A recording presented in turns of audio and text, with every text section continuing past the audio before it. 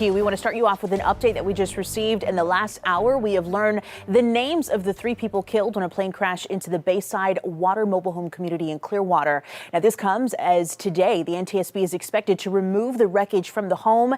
Here are the names of those 3 people. 86-year-old Martha Perry and 54-year-old Mary Pender were inside the home during the crash. We also know the pilot's name is Jemin Patel. He is 54 years old. Again, this comes as the plane is expected to be picked up today. 10 Tampa Bay's Nick Volturo live in Clearwater at the mobile home park. And Nick, we knew Martha's name from neighbors that you spoke to yesterday. Now we have confirmed that she lived in that mobile home where the plane crashed.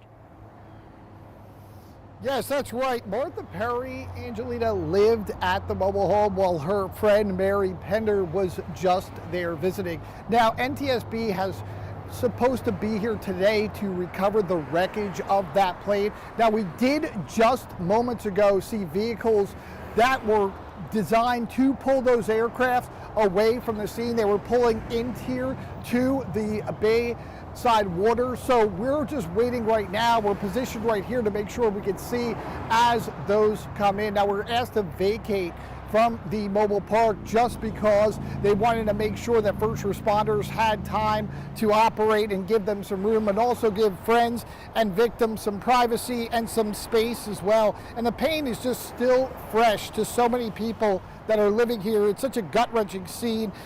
So we're told it's an extremely tight-knit community. Many neighbors yesterday were checking on each other, sharing a warm embrace. And so yesterday, some neighbors were coming out to see the aftermath for the first time right here in the daylight. That's why we had our Sky 10 to be able to give us that aerial view of this scene. And we spoke to one neighbor, Wayne, who asked not to appear on camera, but tells us he was very close friends with both Martha and Mary. Says he was out playing golf with them. They all went out to lunch and then came back to Martha's place for some drinks and laughs, joined by a group of their golfing buddies. Wayne told us he was tired that night and very fortunate he didn't stick around for dessert, because 10 minutes later, after leaving Martha's place, the plane crashed into her mobile home. Wayne says the first thing he did was call his children, tell us how he plans on hugging his loved ones a little tighter, and how grateful he is that he wasn't in the home when the plane crashed. We spoke with one neighbor along with an aviation expert to provide more clarity on just what happened that night. There had been approximately 8 others, I believe. They were having a few drinks after a golf outing, and they were done, and like 8 of them left. And Martha said that, the other woman said that she was going to leave, but she was going to finish her drink. And this was like 15 minutes after the group left that this happened. There'll be a 24-hour report, which may simply state that the airplane was a total loss and these lives were lost. But then they have up to a year to go ahead and get the final report. There's a lot of details involved. They'll examine every nut and bolt that they find and reassemble the airplane as best they can and dig into the history as best they can as well. Now, we know the NTSB is going to be here. We saw vehicles coming in to recover the wreckage of that plane. We're going to stand by here and wait and try to get video of that as they pull the remains of that plane out from here at the mobile park.